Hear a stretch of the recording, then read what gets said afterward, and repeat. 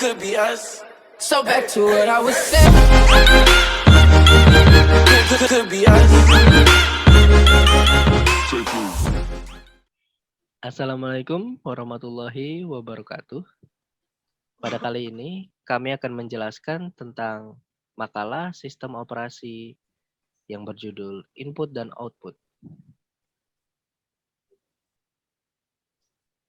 Nah, pada kali ini untuk makalah yang berjudul Input dan Output akan dibawakan oleh kelompok 7, yaitu Dava Syarif CK dengan NIM 202022300003. Dimas Adevi Ilham 2020230041 dan Cahyoga Bisma Triloka 2020230077.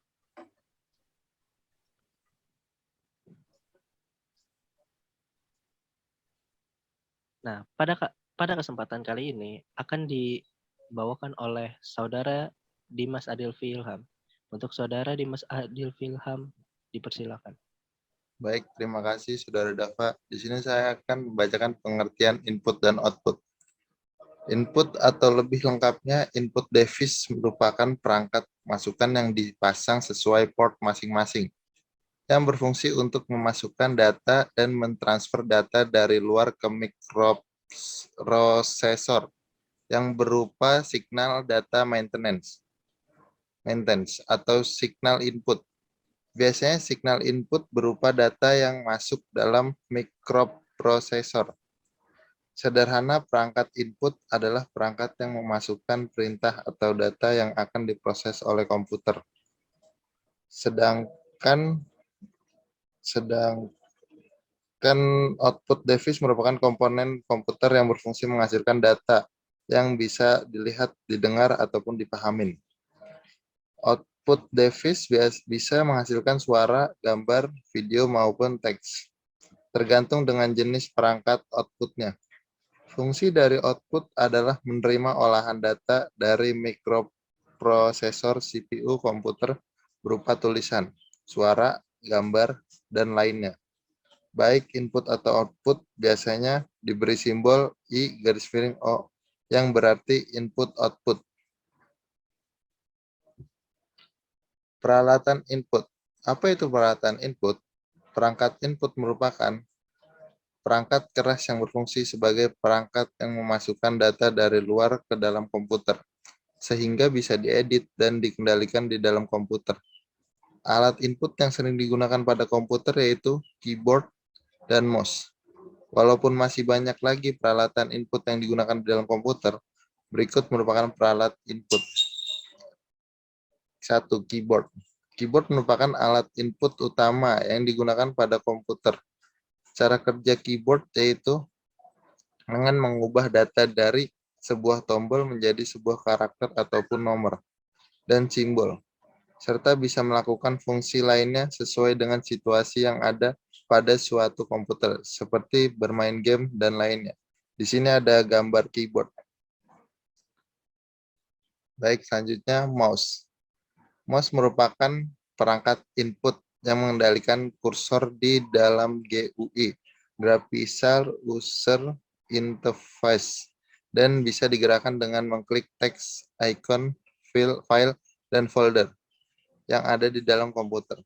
Pada layar komputer, mouse diletakkan pada permukaan datar seperti pada meja yang disediakan.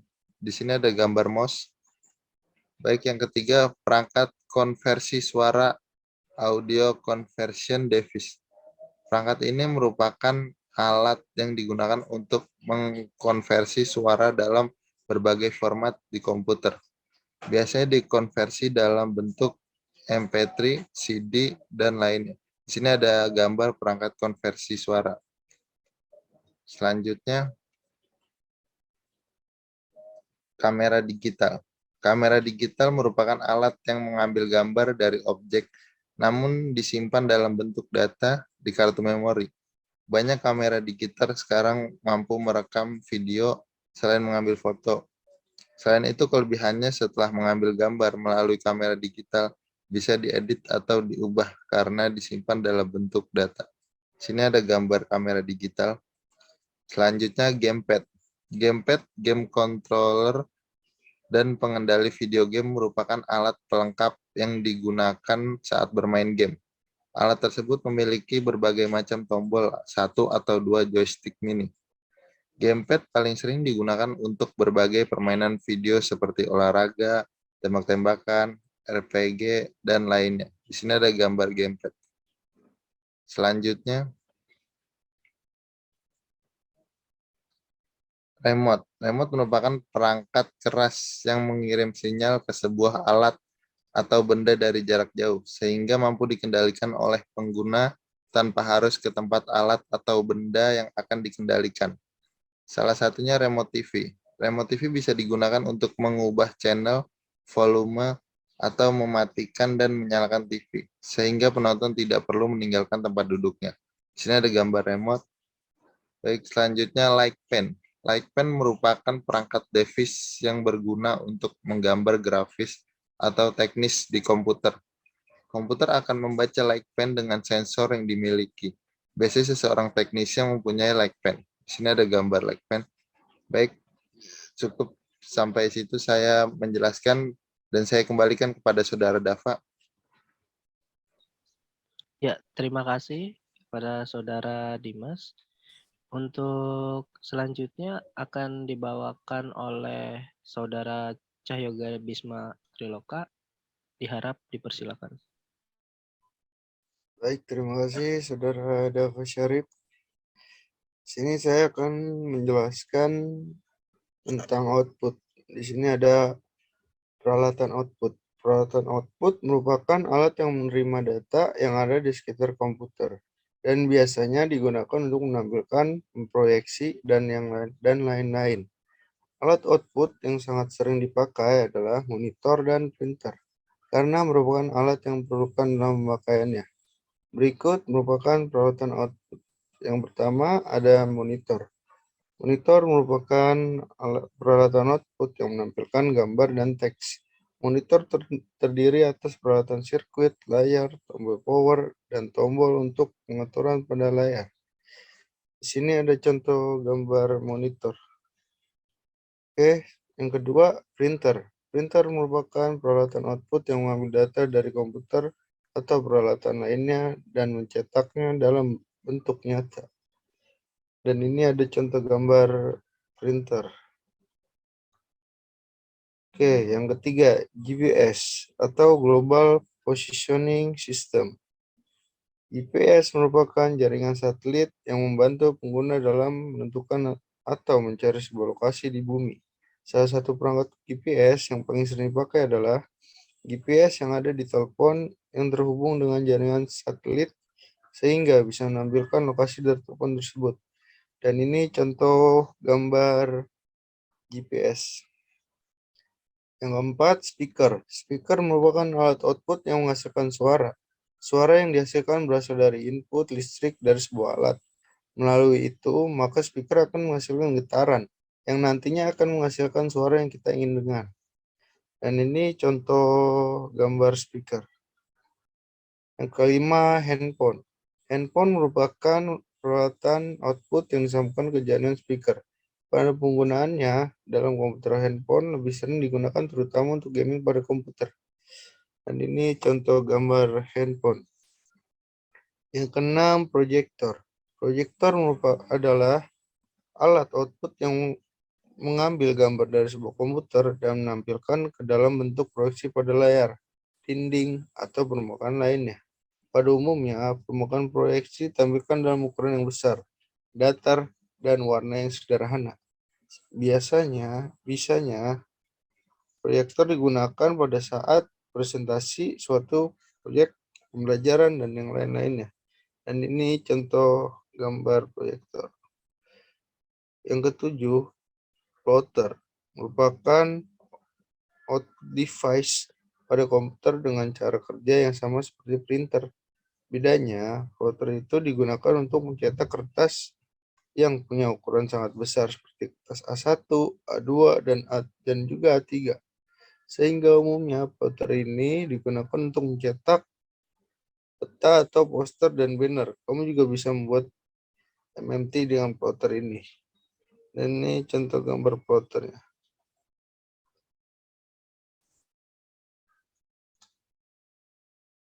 Oke, di sini ada struktur IO atau input output.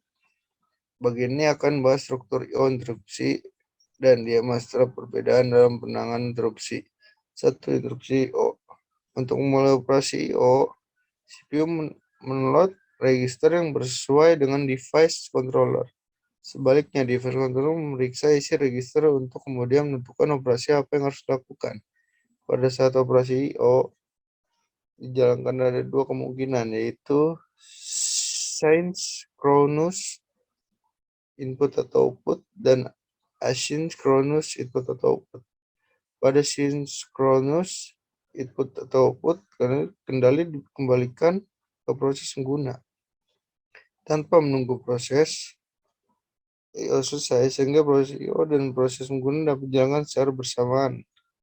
Yang kedua, struktur DMA, Direct Memory Access, suatu metode penanganan input atau output di mana device controller langsung berhubung dengan memori tanpa campur tangan CPU. Setelah men-set buffer, pointer, dan counter untuk perangkat input atau output, device controller mentransfer blok data langsung ke penyimpanan tanpa campur tangan CPU atau DMA. Digunakan untuk perangkat input atau output dengan kecepatan tinggi. Hanya terdapat satu interupsi setelah setiap blok. Berbeda dengan perangkat yang mempunyai kecepatan rendah di mana interupsi terjadi untuk setiap byte atau word. 5. Manajemen input dan output. Sering juga disebut device manager, yang mana menyediakan device driver yang umum sehingga operasi input atau output dapat seragam atau membuka, membaca, menulis, dan menutup. Contohnya adalah penggunaan menggunakan operasi yang sama untuk membaca berkas pada perangkat keras CD-ROM dan floppy disk. Sistem input-output terdiri dari sistem buffer yang mana menampung sementara data dari atau ke peranti input atau output. Ada spooling yang melakukan penjadwalan maka input output sistem supaya lebih efisien atau antrian dan sebagainya. 3. Ada antarmuka device driver yang umum menyediakan device driver yang umum sehingga sistem operasi dapat seragam atau buka, baca, tulis, dan tutup. Yang 4. Drivers untuk spesifik perangkat keras yang menyediakan driver untuk melakukan operasi rinci atau detail untuk perangkat keras tertentu. Dan yang keenam ada prinsip-prinsip perangkat lunak input atau output. Pengelolaan perangkat input atau output merupakan aspek perancangan sistem operasi yang terluas karena beragamnya peralatan dan begitu banyaknya aplikasi dari peralatan-peralatan itu. Manajemen input atau output mempunyai fungsi, diantaranya 1. Mengirim perintah ke perangkat input atau output agar menyediakan layanan. Yang kedua, menangani interupsi peralatan input atau output. Yang ketiga, menangani kesalahan pada perangkat input atau output. Yang keempat, memberi interface ke pemakainya. Berdasarkan sasaran komunikasi, klasifikasi perangkat input atau output dibagi menjadi 2. Pertama, peralatan yang terbaca oleh manusia atau humans readable machine, yaitu peralatan yang cocok untuk berkomunikasi dengan user.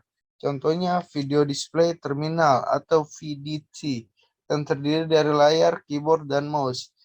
Yang kedua, peralatan yang terbaca oleh mesin readable machine, yaitu peralatan yang cocok untuk komunikasi dengan peralatan elektronik.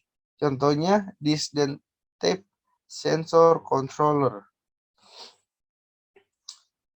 Oke, di sini ada komunikasi. Komunikasi yaitu peralatan yang cocok untuk komunikasi dengan peralatan-peralatan jarak jauh. Contohnya modem. Terdapat perbedaan-perbedaan besar antar kelas peralatan tersebut, bahkan untuk satu kelas saja terdapat perbedaan sangat besar. Perbedaan-perbedaan pokok antara lain mengenai yang pertama, date rate. Yang kedua, aplikasi. Yang ketiga, kompleksitas pengendalian. Yang keempat, unit yang ditransfer. Yang kelima, representasi data. Yang keenam, kondisi-kondisi kesalahan. Keberagaman yang sangat besar pada peralatan input atau output membuat pendekatan seragam dan konsisten terhadap input atau output, baik dari pandangan sistem operasi maupun proses sangat sulit yang diperoleh. Klasifikasi lain yang dapat dilakukan terhadap peralatan input atau output adalah berdasarkan unit transfer yang dilakukan perangkat input atau output, yaitu sebagai berikut. Yang pertama, perangkat berorientasi blok atau block oriented device. Peralatan transfer dari dan peralatan dengan satuan transfer adalah satu blok atau sekumpulan karakter yang telah ditentukan. Yang kedua, perangkat berorientasi aliran karakter atau karakter oriented device. Peralatan transfer dari dan peralatan merupakan aliran karakter. Oke, sini ada perangkat berkendalikan interupsi atau interput, inter atau output. Interupsi lebih dari sebuah mekanisme sederhana untuk berkoordinasi pengalihan input atau output. Konsep interupsi berguna di dalam sistem operasi dan banyak aplikasi kontrol di mana pemrosesan rutin tertentu harus diatur dengan seksama relatif peristiwa-peristiwa eksternal. Dan di sini ada di IMA, Direct Memory Address, merupakan suatu pendekatan alternatif yang digunakan sebagai unit pengaturan khusus yang disediakan untuk memungkinkan ulangan blok data secara langsung antara peralatan eksternal dan memori utama tanpa intervensi terus-menerus oleh CPU. Evolusi telah terjadi pada sistem komputer. Evolusi antara lain terjadi peningkatan kompleksitas dan kecanggihan evolusi yang terjadi pada sistem komputer. Komponen-komponen sistem komputer evolusi sangat tampak pada fungsi-fungsi input atau output, yaitu sebagai berikut. 1. Pemroses secara langsung mengendalikan peralatan input atau output. Teknik ini masih dilakukan sampai saat ini, yaitu untuk peralatan sederhana yang dikendalikan mikroprosesor untuk menjadi intelligent device. Yang kedua, peralatan dilengkapi pengendali input atau output atau input-output controller. Pemroses masih menggunakan input atau output terprogram tanpa interupsi.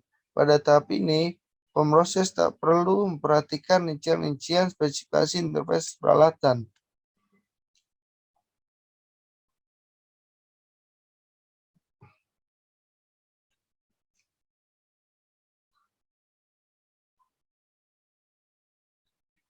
Oke, sini ada tahap-tahap ya. Tahap ini sama dengan tahap 2 di tahap fasilitas interupsi.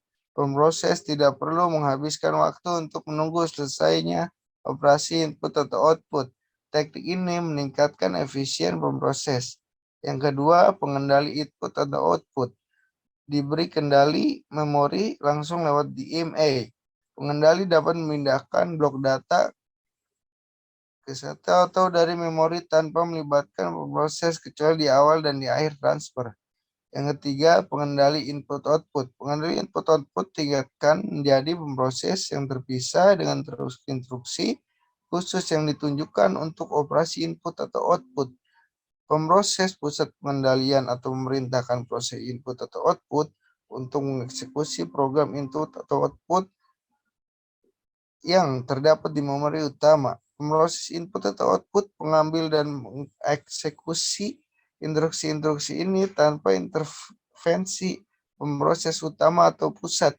Dengan teknik ini dimungkinkan pemroses pusat mensepesifikasi barisan aktivasi input atau output dan hanya yang diinterupsi ketika seluruh barisan telah diselesaikan. Yang keempat, pengendali input-output. Pengendali input-output mempunyai memori lokal yang menjadi miliknya, dan komputer juga memiliki memori tersendiri. Dengan arsitektur ini, sekumpulan besar peralatan input atau output dapat dikendalikan dengan keterlibatan pemroses pusat yang minimum. Arsitektur ini digunakan untuk pengendalian komunikasi dengan terminal-terminal interaksi, pemroses atau input-output, pengendali alih, kebanyakan tugas yang melibatkan pengendalian terminal. Evolusi berlangsung terus. Jalur yang dilalui oleh evolusi adalah agar fungsi-fungsi input atau output dapat dilakukan lebih banyak dan lebih banyak lagi, dan tanpa keterlibatan pemroses pusat. Pemroses pusat yang tidak disibukkan dengan tugas-tugas yang berhubungan dengan input atau output akan meningkatkan kerja sistem.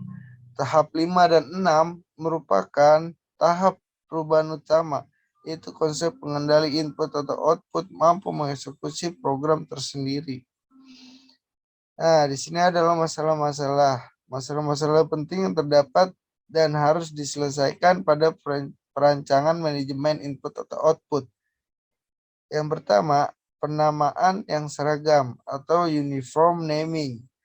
Nama berkas atau peralatan adalah string atau integer, tidak tergantung pada peralatan sama sekali. Yang kedua, penanganan kesalahan atau error handling. Umumnya, penanganan kesalahan ditangani sedekat mungkin dengan perangkat keras. Yang ketiga, transfer sinkron atau asinkron versus asinkron. Kebanyakan fisik input atau output adalah asinkron. Pemroses mulai transfer dan mengabaikan untuk melakukan kerja lain sampai interupsi tiba. Program-program pemakaian sangat lebih mudah ditulis jika operasi input atau output berorientasi blok. Setelah perintah read, program kemudian secara otomatis ditunda sampai data tersedia di buffer. Yang keempat adalah shareable versus dedicated. Beberapa peralatan dapat dipakai bersama seperti disk, tapi ada juga peralatan yang harus hanya satu pemakaian yang diperbolehkan memakainya pada suatu saat. Contohnya peralatan yang harus dedicated, misalkan printer. Oke, terima kasih. Saya balikan lagi ke Saudara Dava, moderator. Iya, terima kasih Saudara Cahyoga Bisma. Kali ini selanjutnya akan saya bacakan tentang hierarki pengelolaan perangkat input atau output. 1. Interrupt handler. Interupsi adalah suatu peristiwa yang menyebabkan eksekusi suatu program ditundaan, dan program lain yang dieksekusi. Interrupt adalah sinyal dari peralatan luar dan permintaan dari program untuk melaksanakan suatu tugas khusus. Jika interrupt terjadi, maka program dihentikan dahulu untuk menjalankan rutin interrupt. Ketika program yang sedang berjalan tadi dihentikan, prosesor menyimpan nilai register yang berisi alamat program ke stack dan memulai menjalankan rutin interrupt secara garis besar. Kita mengenal dua macam interupsi terhadap prosesor, yaitu interupsi secara langsung dan interupsi melalui polling. Sekalipun caranya berbeda, akibat dari kedua cara interupsi tersebut sama. Cara interupsi secara langsung. Penghentian prosesor untuk suatu proses dapat berasal dari berbagai sumber daya di dalam sistem komputer.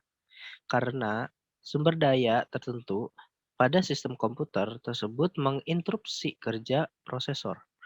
Karena cara terjadinya interupsi adalah secara langsung dari sumber daya, maka kita menamakan cara interupsi ini sebagai interupsi langsung. Banyak interupsi terhadap prosesor di dalam sistem komputer, termasuk ke dalam jenis interupsi langsung. Cara interupsi polling. Selain komputer menunggu sampai diinterupsi oleh sumber daya komputer, kita mengenal pula cara interupsi sebaliknya. Pada cara interupsi ini, prakarsa penghentian kerja prosesor berasal dari prosesor atau melalui prosesor tersebut. Dalam hal ini, secara berkala, prosesor akan bertanya, poll, kepada sejumlah sumber daya. Apakah ada di antara mereka yang akan memerlukan prosesor? Jika ada, maka prosesor akan menghentikan kegiatan semulanya, serta mengalihkan kerjanya ke sumber daya tersebut. Perbedaan antara interupsi langsung dengan interupsi polling terletak pada cara mengemukakan interupsi tersebut. Jenis-jenis interupsi. Dilihat dari cara kerja prosesor, tidak semua interupsi itu sama pentingnya. Bagi proses yang sedang dilaksanakan oleh kerja prosesor tersebut, kalau sampai interupsi yang kurang penting ikut menginterupsi kerja prosesor, maka pelaksanaan proses itu akan menjadi lama. Karena itu, biasanya sistem operasi membagi interupsi ke dalam dua jenis, yaitu software, yaitu interrupt yang disebabkan oleh software, sering disebut dengan system call. Yang kedua adalah hardware, terjadi karena adanya akses pada perangkat keras, seperti penekanan tombol keyboard atau menggerakkan mouse. Selain untuk mengendalikan pengalihan input atau output, beberapa kegunaan interupsi juga antara lain. 1. Pemulihan kesalahan.